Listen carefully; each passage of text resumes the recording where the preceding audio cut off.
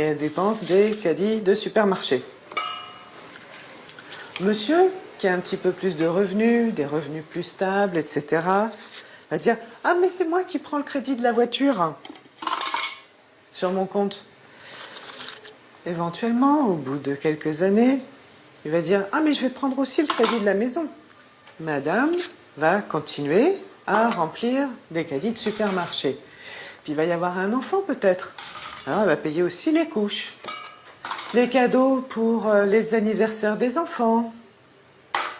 Et même madame compense parce qu'elle se dit mais c'est quand même lui qui achète les trucs les plus importants, il met beaucoup d'argent, c'est lui qui paye le crédit de la voiture, de la maison, etc.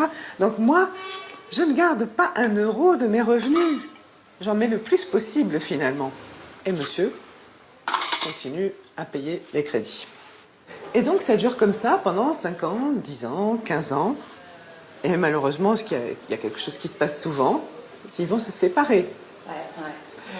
Et qu'est-ce qui se passe au moment où on se sépare? On fait les comptes. On fait les comptes.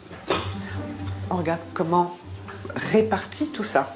Monsieur est propriétaire d'une voiture. Puis il y a une maison qui lui appartient. Et pour madame, qu'est-ce qui reste? Sans surprise, il ne reste rien. C'est pour ça qu'on parle des pots de yaourt, hein. Des dizaines de milliers d'euros engloutis dans des caddies de supermarché. Elle n'a absolument rien gardé. Et elle n'a aucun droit sur ça.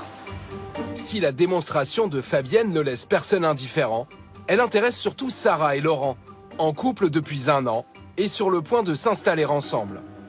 Il y avait de l'angoisse qui montait en fait quand, oui. quand tu faisais la démonstration. Et ça me rappelle le fait que c'est important qu'on en parle. Et là, du coup, vu qu'on va emménager ensemble, ça tombe à pic, finalement. Comme il y a ce manque d'éducation financière à la base, c'est pour ça en fait aussi qu'on en arrive là. Complètement. La plupart du temps, évidemment, c'est pas du tout intentionnel, hein, tout ça. C'est faute d'éducation financière, c'est faute d'en parler. Et c'est faute de savoir aussi que, en réalité, c'est pas du tout des dépenses de la même nature. C'est pas des dépenses équivalentes. Ici, ce sont des dépenses de patrimoine. C'est de l'argent qui est stocké, qui va pouvoir être revendu, éventuellement. De ce côté-là, ce sont des dépenses de flux essentielles, nécessaires, qui servent à alimenter le projet commun, mais qui ne restent pas. Et donc, pour prévenir ce genre de problème, il est important que madame aussi participe d'une façon ou d'une autre à créer une